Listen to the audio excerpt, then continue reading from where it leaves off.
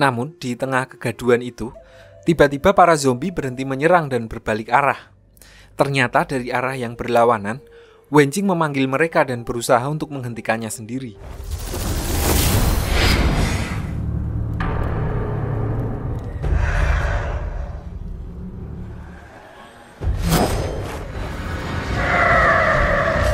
Di sisi lain, Jianzheng berhasil menyusul Wuxian dan yang lainnya ke gua penari. Di sini dia memberitahukan kalau Wenjing lah yang mengarahkannya untuk pergi ke gua tersebut.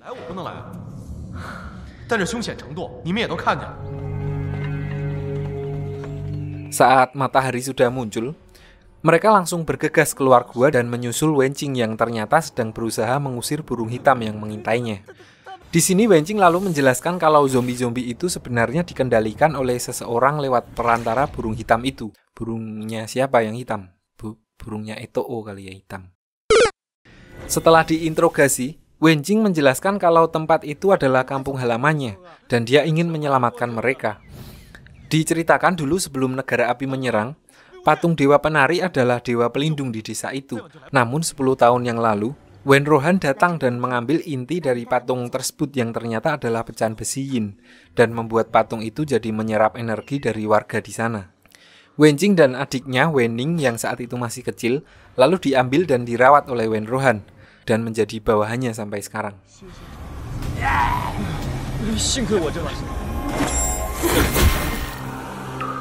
Setelah mendengar penjelasan dari Wenjing, Wuxian dan Lanzhan lalu pergi mencari burung hitam tadi untuk membebaskan orang-orang itu. Di tengah pengejarannya, tiba-tiba muncul kabut yang dapat membuat seseorang jadi halu.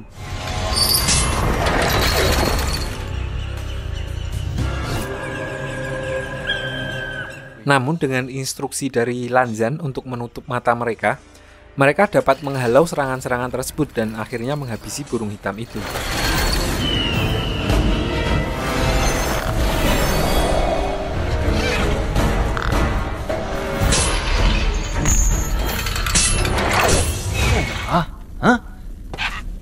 Singkat cerita, setelah berhasil membebaskan warga dari Genjutsu, Wuxian dan yang lainnya singgah ke kedai burung. Di sini Wuxian agak kepo dan bertanya kepada pelayan tentang kejadian-kejadian aneh yang terjadi di sekitar situ belakangan ini. Si pelayan kedai itu lalu bercerita tentang sebuah klan kultivator kecil yang tinggal di daerah sana. Dia mengatakan kalau semua anggota keluarga di sana tiba-tiba menghilang dan tidak pernah terlihat lagi.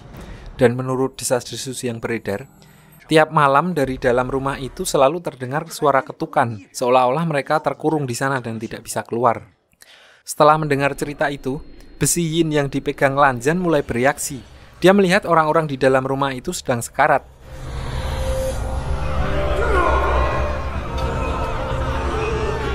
Mendapat firasat yang kurang enak, mereka lalu memutuskan untuk pergi melihat keadaan di sana. Singkat cerita, begitu sampai di sana, apa yang dilihat Lanzhan sebelumnya ternyata benar. Seluruh anggota klan di sana telah dibantai dan cirinya menunjukkan kalau sebelum meninggal, mereka telah menjadi boneka dan dikendalikan dengan kekuatan besi yin.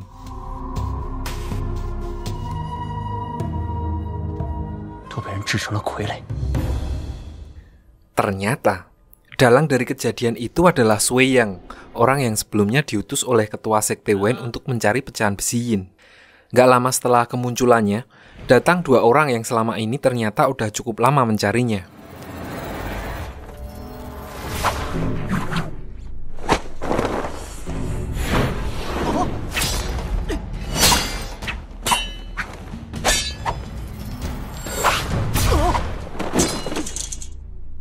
Dengan dibantu oleh Wuxian, mereka akhirnya bisa menangkap Sui Yang. Mereka lalu menginterogasi Sui Yang untuk mengetahui motifnya membantai sebuah klan kecil. Wuxian dan yang lainnya sudah curiga kalau semuanya pasti ada hubungannya dengan besi yin dan sekte Wen. Namun Sui Yang dengan santai menyangkal tuduhan tersebut.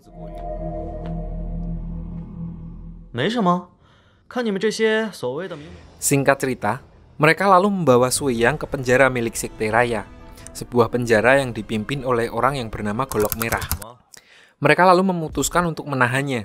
Wuxian juga berkata kalau dugaannya tepat, kemungkinan Wen Chao dan rombongannya akan datang untuk membebaskan Sui Yang, dan mereka harus bersiap.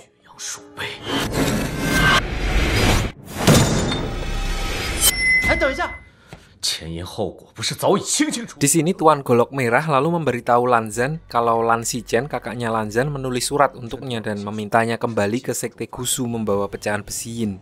Karena Lan Shichen ternyata telah menemukan catatan kuno tentang besi yin. So Lanzan langsung pergi dan meninggalkan Wuxian dan yang lainnya di sana.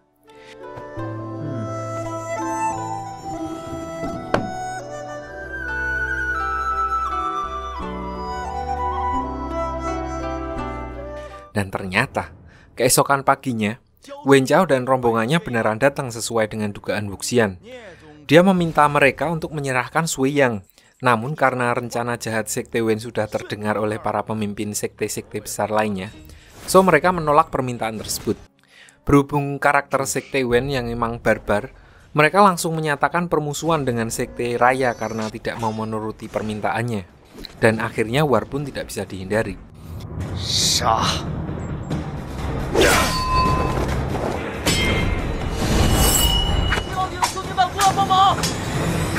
Di tengah pertarungan mereka, tangan kanan Tuan Golok Merah kepergok melimpe salah satu ketua kompinya sendiri. Jadi sebelumnya diceritakan kalau si tangan kanan ini sering dibully karena dia bukan berasal dari keluarga bangsawan. Karena dendamnya udah nggak ketampung, dia akhirnya memanfaatkan geger geden yang sedang terjadi dan langsung menyerangnya.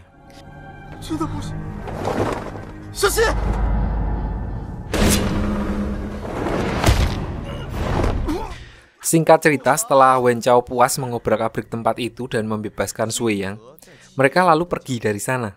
Dan setelah peperangan tersebut, Tuan Golok Merah lalu memanggil tangan kanannya.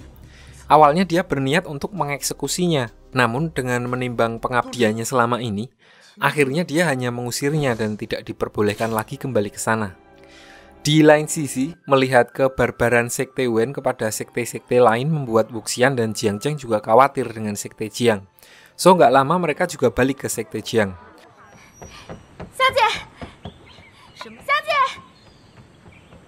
Dan sesaat setelah mereka sampai, di sini pertama kali kita diperkenalkan dengan ibunya Jiang Cheng yang cukup killer.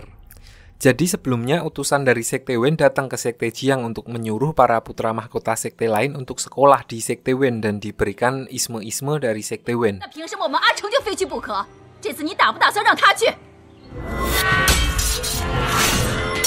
Sementara itu di Sekte Gusu, di sini mereka juga telah diserang oleh Sekte Wen. Mahaguru Sekte Gusu, Lan Shichen dan para murid yang selamat melarikan diri ke belakang gunung dengan membawa catatan-catatan kuno tentang sejarah sekte mereka. Dan di saat Sekte Wen mengejar, tiba-tiba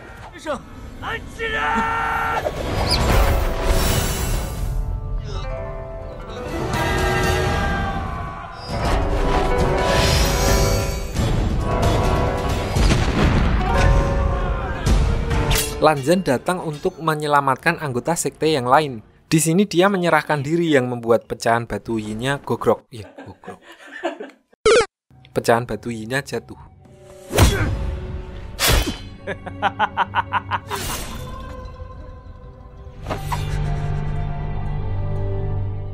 Balik ke Sekte Jiang, setelah beberapa hari berlalu, Wuxian dan Jiang Cheng terpaksa untuk pergi ke Sekte Wen dan menjalani indoktrinasi atau menanamkan nilai-nilai dari Sekte Wen atau gampangnya menjajah dengan halus secara mindset lah.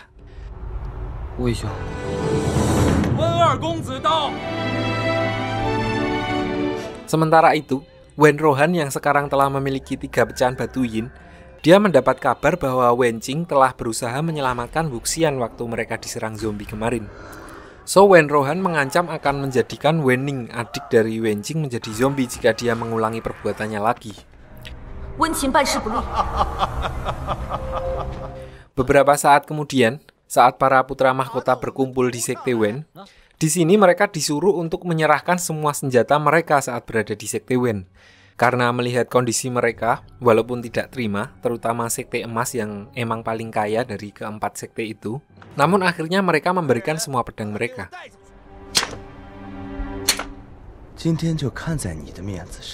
Di sini mereka diberikan buku tentang sejarah para leluhur dan norma-norma dari Sekte Wen, dan disuruh untuk menghafalnya.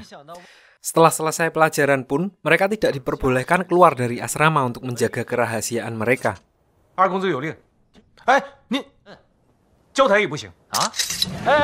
Singkat cerita, keesokan harinya, Wen Chao menyuruh salah satu dari para putra mahkota sekte lain untuk membacakan ajaran sekte Wen, dan di sini Wuxian yang maju duluan.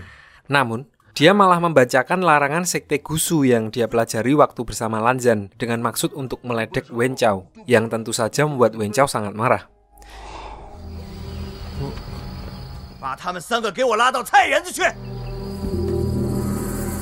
So, dia dihukum di sebuah ruangan bawah tanah yang ternyata di dalamnya berisi anjing yang berukuran sangat besar.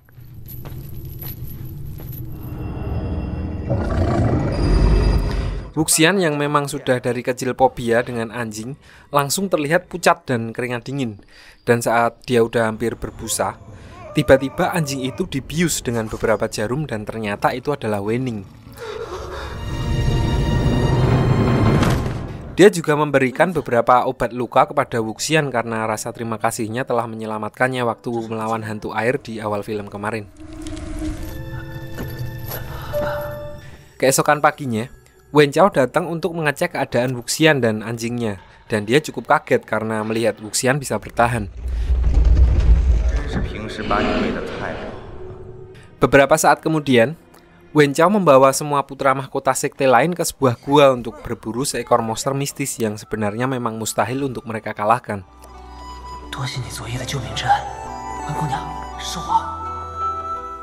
Sampai akhirnya, mereka berada di sebuah mata air di dalam gua.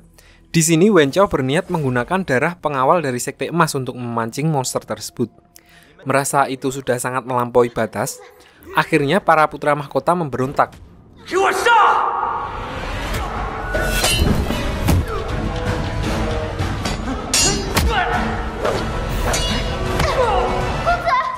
Di sini Wuxian dengan sengaja lagi-lagi memancing emosi Wen Chao dan akhirnya bisa menyandranya dengan membawanya ke atas sebuah batu. Namun ternyata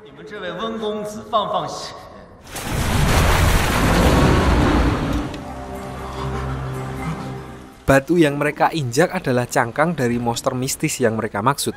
Jadi di sini ceritanya leluhur mereka, orang yang menemukan batu yin, mempunyai seekor hewan peliharaan yang bernama kura-kura pembantai.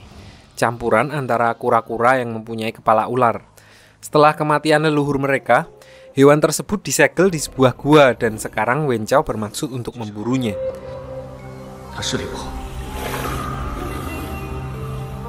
Karena kaget, Wuxian melepaskan Wen Chao dan Wen Chao langsung melarikan diri keluar gua sambil memotong tali yang mereka gunakan untuk turun ke tempat tersebut dan menutup mulut gua dengan batu.